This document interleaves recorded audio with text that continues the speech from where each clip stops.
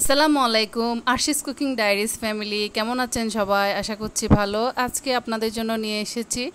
নতুন একটি beef recipe সেটি হচ্ছে বিফ কোরমা এই বিফ কোরমাটা অনেকে অনেকভাবে করে থাকে তবে আজকে আমি আপনাদেরকে আমার মতো করে ঘরোয়া স্বল্প কিছু মশলা উপকরণে এই রেসিপিটা করে দেখাবো আশা করছি আপনাদের ভালো লাগবে এর আগে আপনি যদি আমার চ্যানেলে নতুন হয়ে থাকেন তাহলে প্লিজ আমার চ্যানেলটা সাবস্ক্রাইব করবেন আর পাশে থাকা বেল আইকনটি অন করে দিবেন আর যদি ভিডিওটা ভালো লাগে তাহলে লাইক কমেন্ট এবং শেয়ার করবেন আর চলুন কথা না বাড়িয়ে চলে যাচ্ছে মূল রেসিপিতে প্রথমে আমি 700 গ্রাম পরিমাণ গরুর মাংস বড় করে কেটে নিয়ে পরিষ্কার করে ধুয়ে দিয়ে দিচ্ছি চামচ নারকেল বাটা হাফ কাপ টক দই 1 টেবিল চামচ কাঁচামরিচ বাটা 1 টেবিল চামচ বাদাম বাটা হাফ কাপ পেঁয়াজ বাটা 1 টেবিল চামচ পোস্ত বাটা 1 টেবিল চামচ রসুন বাটা 1.5 টেবিল চামচ আদা বাটা স্বাদ মতো লবণ সবগুলো উপকরণকে আমি খুব ভালোভাবে মাংসের সাথে মিশিয়ে নিয়ে পরিমাণ মতো তেল দিয়ে চুলায় একটা রান্নার প্যানে বসিয়ে দিব রান্না হওয়ার জন্য এখানে আমি বসিয়ে দিয়েছি মাংসগুলোর মধ্যে আমি কিছু গুঁড়া মশলাও অ্যাড করেছি হাফ টেবিল চামচ হলুদ গুঁড়া 1 টেবিল চামচ ধনিয়ার গুঁড়া 1.5 টেবিল চামচ জিরার গুঁড়া পাস্তা মশলা হিসেবে অ্যাড করেছি 3-4টা এলাচ 2টা দারচিনি 3-4টা লবঙ্গ এবং 2-3টা কালো গোলমরিচ মাংসগুলো সিদ্ধ হতে শুরু করেছে পানিটা ছেড়ে দিয়েছে দেখুন এই পর্যায়ে আমি একটু হালকা করে নেড়ে নিয়ে আবার ঢাকনাটা দিয়ে দিচ্ছি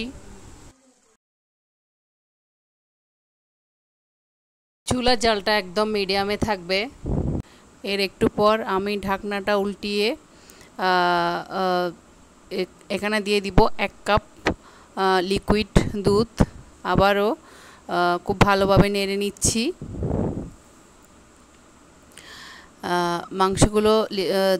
লিকুইড দুধের সাথে সিদ্ধ হতে থাক এ পর্যায়ে আমি দিয়ে দিব ঢাকনাটা তুলে আবারও হালকা নেড়ে নিব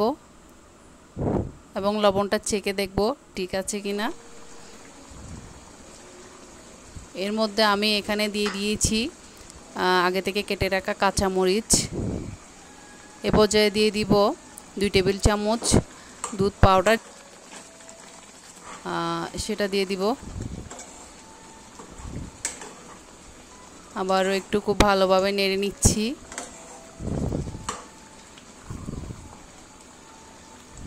মাংসটা খুব ভালোভাবে সিদ্ধ হওয়ার জন্য এখানে আমি দিয়ে দিব 2 কাপ গরম পানি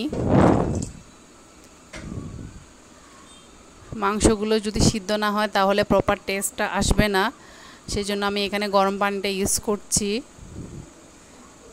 মাংস থেকে বলক আসা শুরু করে দিয়েছে আবার আমি ঢাকনাটা দিয়ে দিচ্ছি এবার আমি ঢাকনাটা তুলে মাংসগুলোর কী অবস্থা একটু দেখব এবং আলতো হাতে একটু নেড়ে নিব এবং ফ্লেভারের জন্য এখানে আমি অল্প লেবু রস ইউজ করছি আমার মাংসগুলো এখানে 90% মতো সিদ্ধ হয়ে গেছে 10% সিদ্ধ হওয়ার আগে এখানে আমি দিয়ে দিব গরম মশলার গুঁড়া এবং ফ্লেভারের জন্য 1 টেবিল চামচ ঘিটা ইউজ করার কারণে এখানে একটা শাহি ফ্লেভার যোগ হবে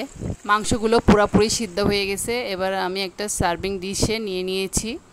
দেখুন লুকটা কতটা সুন্দর হয়েছে দেখতে